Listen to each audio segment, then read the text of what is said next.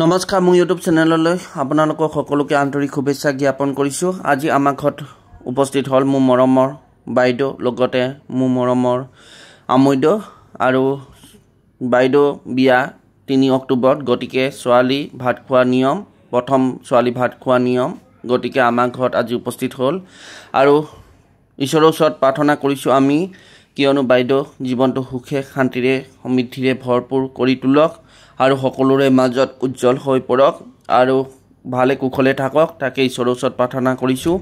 আৰু এয়া আপোনালোকক দেখুৱাইছোঁ নীতি নিয়ম, যি নীতি নিয়মেৰে আমি বাইদেউক আদৰিছোঁ, এয়ে আপোনালোকক দেখুৱাইছোঁ। আৰু 3 অক্টোবৰত বাইদেউ বিয়া, গতিকে আপোনালোকে সহায় সহযোগ কামনা কৰিলোঁ, লগতে বাইদেউ বিয়ালৈ এপাক মাৰিব বুলি আশা কৰিছোঁ আৰু লগতে যাতে জীৱনটো সুখে সম্পত্তিৰে আৰু ভালে কুশলে থাকে, তাকে ঈশ্বৰৰ ওচৰত প্ৰাৰ্থনা কৰিলোঁ।